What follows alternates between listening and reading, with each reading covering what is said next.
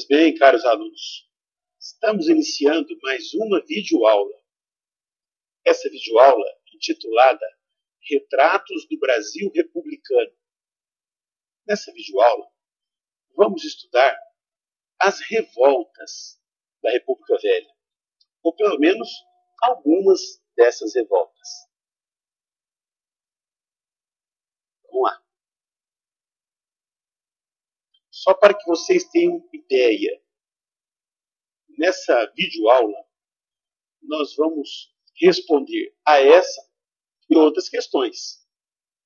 Você acredita que um povo possa ser oprimido a ponto de passar fome e não lutar por melhores condições de vida?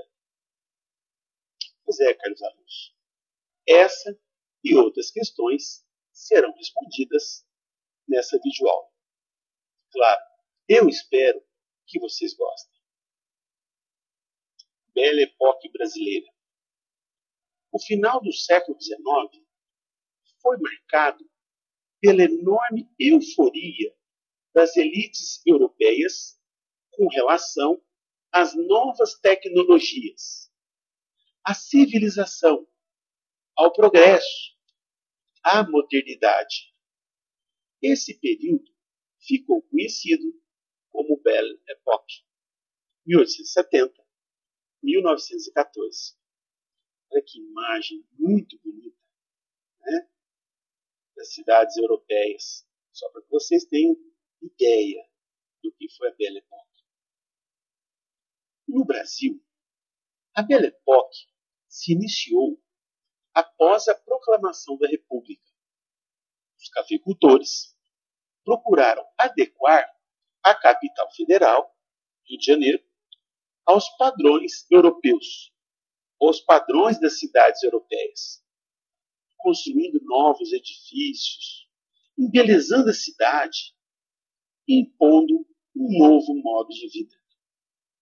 Aqui nós temos uma imagem da renovação urbana ou revitalização da cidade do Rio de Janeiro no início do século XX. Durante a presidência de Rodrigo Alves, 1902-1906, o prefeito do Rio de Janeiro, Pereira Passos, implantou na cidade, na capital, rede de esgoto e distribuição de água. Os cortiços foram destruídos. Grandes avenidas foram abertas. A maior parte da população brasileira ficou excluída da modernidade. O Brasil foi tratado como um doente terminal que, necessitando de transplante de órgão, foi submetido a uma cirurgia plástica. Brincadeira? Não, né? E os excluídos da República? A grande maioria da população, ela manifestava-se por protestos, rebeliões, saques, greves. Em suas lutas políticas, os grupos populares tiveram que enfrentar intensa repressão. Os trabalhadores enfrentaram violência. A maior parte de suas reivindicações foi tratada pelas autoridades como se fosse, entre aspas, caso de política. Apesar disso, as pressões populares continuaram. Antônio Conselheiro, José Maria e Lampião, os dois lados da mesma questão. A República não melhorou a vida dos camponeses nordestinos. Com a grande seca de 1890, muitos camponeses migraram para outras regiões do país, sobretudo para a nossa região, a região sudeste. Os que ficavam conviviam com a miséria e tinham que suportar a exploração dos coronéis. Os camponeses sofridos procuraram diminuir o seu sofrimento, ora seguindo líderes messiânicos, ora se unindo a bando de criminosos, chamado banditismo social. Aqui uma imagem de Antônio Conselheiro. Antônio Conselheiro, um beato muito famoso, um líder messiânico, um homem que atravessou o sertão nordestino ajudando os pobres, organizando rezas, incentivando as pessoas a construir igrejas, cemitérios, reservatórios de água. Ele, que se auto-identificava como enviado de Deus, pregava os princípios da fé católica, numa linguagem muito simples, que os sertanejos entendiam. Ficou com fama de milagreiro e passou a ser seguido pelos fiéis. Em 1893, Antônio Conselheiro e seus seguidores fundaram o povoado de Belo Monte, Canudos, uma comunidade rural religiosa, em pleno sertão da Bahia. Lá em Canudos, cada trabalhador era dono do que produzia e colaborava com a comunidade, doando parte da sua produção. Não havia cobrança de impostos. Calcula-se que Canudos tenha reunido cerca de 10 mil pessoas. Vou repetir. Tenha reunido cerca de 10 mil pessoas que não pagavam impostos. Isso é importante, viu, gente? Por que é importante? Porque os fazendeiros da região sentiram-se ameaçados, pois, além de perder a sua mão de obra, de diminuir a arrecadação de impostos, temiam o surgimento de outras comunidades.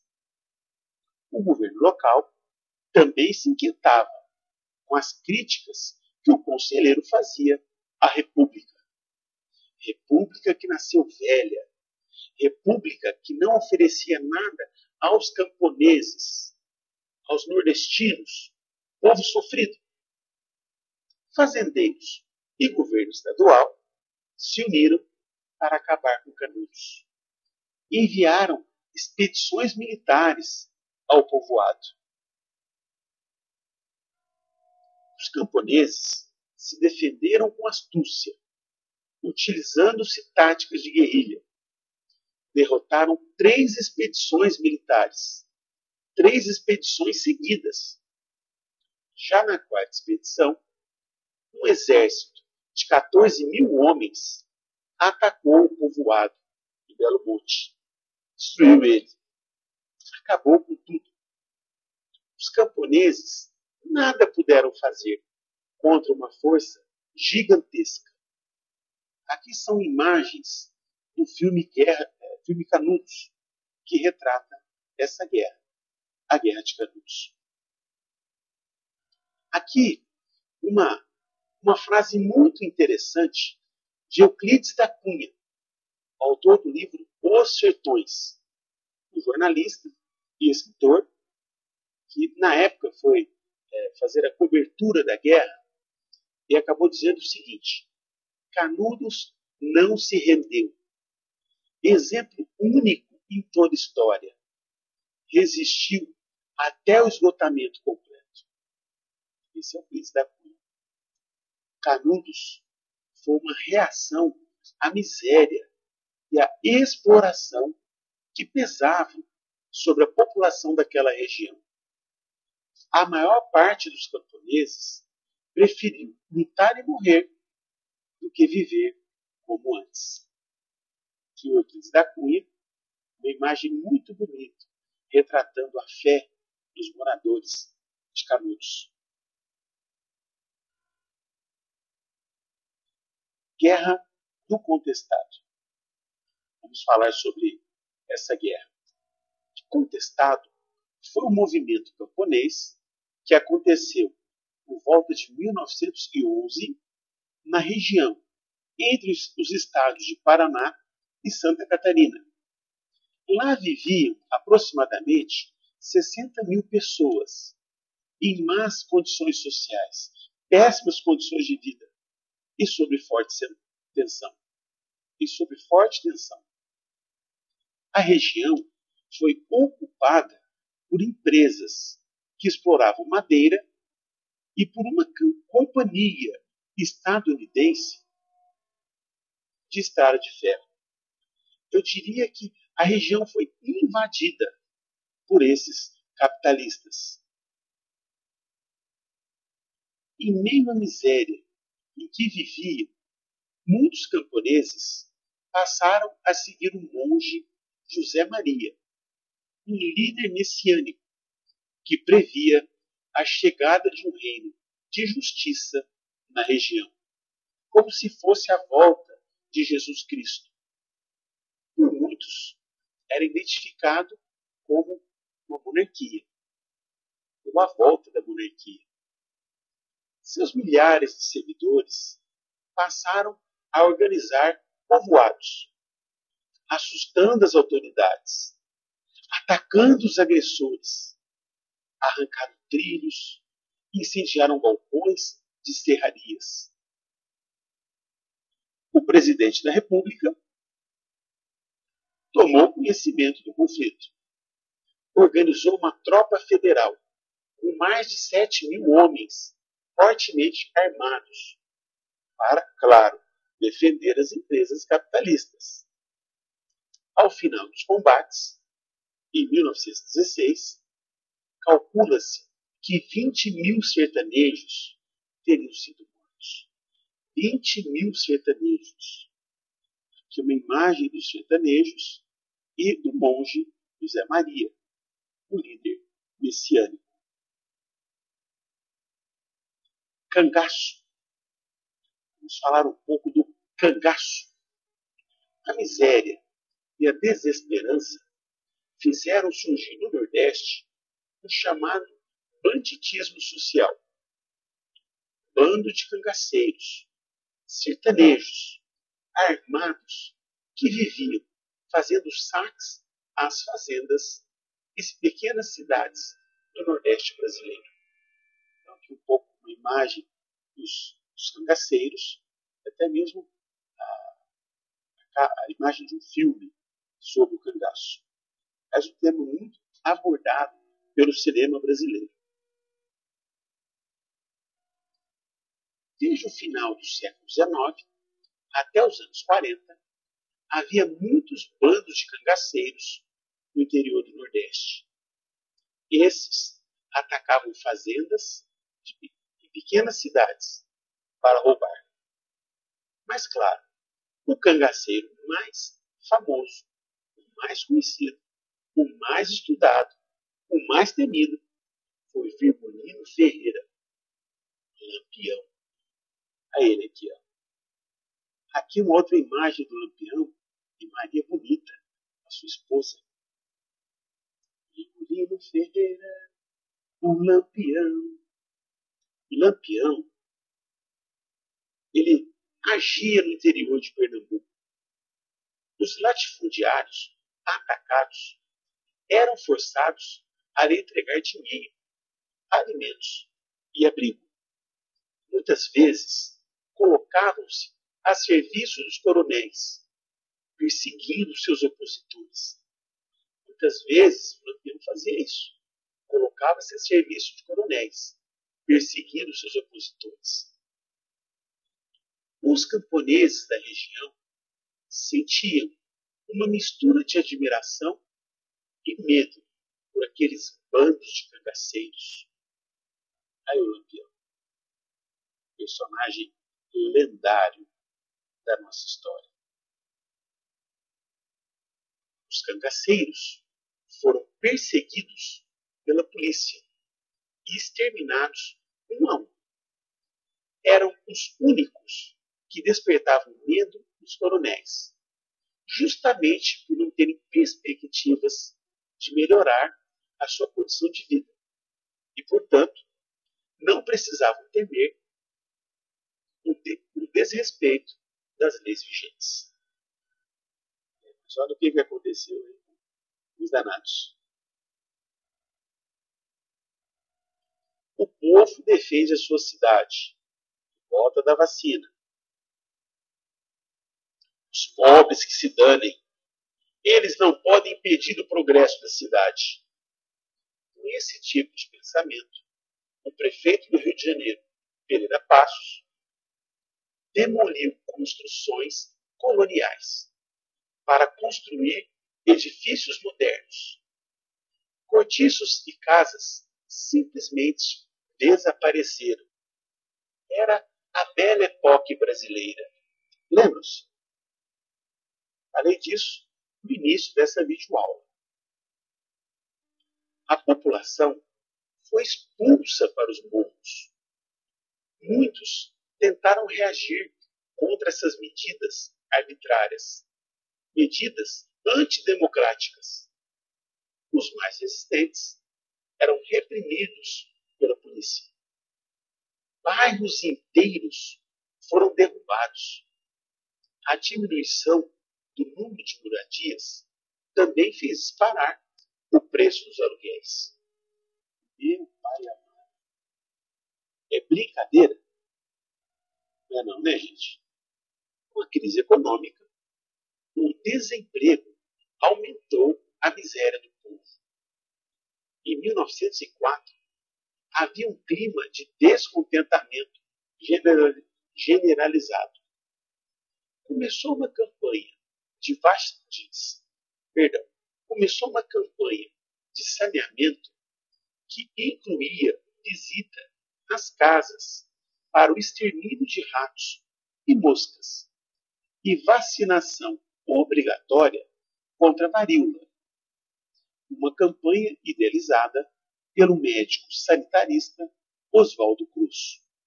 Que é uma imagem de Oswaldo Cruz, uma caricatura.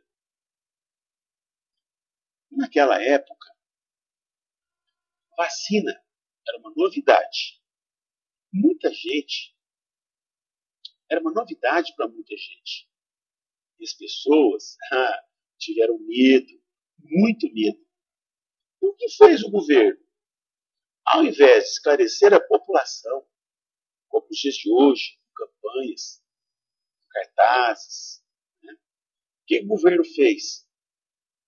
Ao invés de esclarecer a população, caso os moradores se recusassem a ser vacinados, o que o governo fez?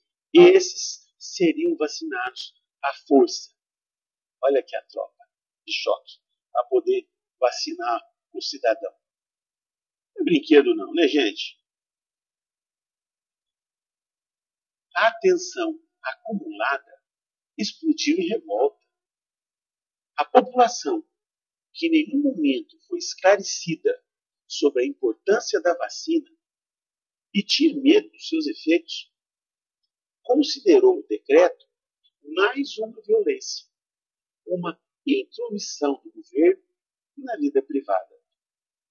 De modo que entre os dias 10 e 16 de novembro de 1904, estourou a revolta da vacina.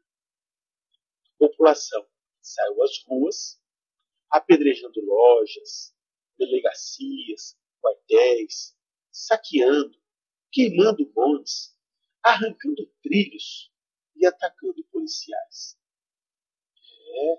E atacando policiais.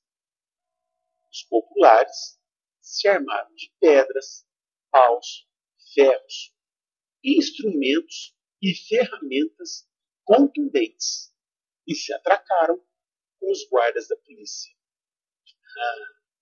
A população ficou acuada, se refugiava nas casas vazias que cercavam os locais nobres. Isso nos dizeres de Nicolau Sevchenko, historiador, que uma imagem da revolta da vacina. No final dos confrontos, havia mortos e feridos de ambos os lados. Muitos revoltosos foram espancados, presos ou deportados para a Amazônia. Estrangeiros foram expulsos do país. Mas o governo cedeu e suspendeu o decreto da vacinação obrigatória. No entanto, os pobres foram proibidos de frequentar um elegante centro da cidade. É mole? Olha só os mortos. Né? Uma metáfora mostrando os mortos. Operários vão à luta. No final do século XIX, início do século XX, período em que houve um pequeno processo de industrialização, principalmente na República da Espada, que vocês devem ser lembrados. Nas fábricas, a jornada de trabalho era de 10 a 16 horas. Os salários baixíssimos. Os operários recebiam muitos castigos corporais. Para piorar a situação, mulheres e crianças eram obrigadas a trabalhar. Não havia leis para proteger os trabalhadores. Não havia leis. Não é brinquedo, né, gente? A superexploração do trabalhador levou os trabalhadores a se organizar. Os imigrantes, anarquistas e socialistas, organizaram os trabalhadores na luta por direitos. Pois é, o governo brasileiro atribuía aos estrangeiros a responsabilidade pelas agitações operárias. Aprovou a Lei Adolfo Gordo, não sou eu não, hein, gente, que autorizava a expulsão de todo estrangeiro que ameaçasse a ordem pública. Vocês gostaram da lei, né, gente? Garanto para vocês, não sou eu. A Associação de Trabalhadores começou a organizar greves. Em 1917, os trabalhadores de São Paulo e do interior paralisaram suas atividades, numa greve que durou mais de 30 dias, a greve geral. Depois da repressão, prisões e espancamentos, a greve acabou. As autoridades determinaram um aumento de 20% nos salários e a manutenção do trabalho dos grevistas. De quem é república? A palavra república significa uma forma de governo na qual o povo é soberano, na qual o povo participa, decide. No entanto, na República Velha, as oligarquias apossaram-se dos governos e passaram a administrá-los de acordo com seus interesses. Mas o povo fez revoltas, manifestações, greves, procurando interferir nas decisões do governo. As elites foram obrigadas a atender parte das reivindicações. O povo foi pouco a pouco conquistando espaço na República. Pois é, meus alunos, está chegando ao final dessa videoaula. Eu espero que vocês tenham gostado. Tá? Então, vejo vocês na próxima videoaula. Um grande abraço e até lá!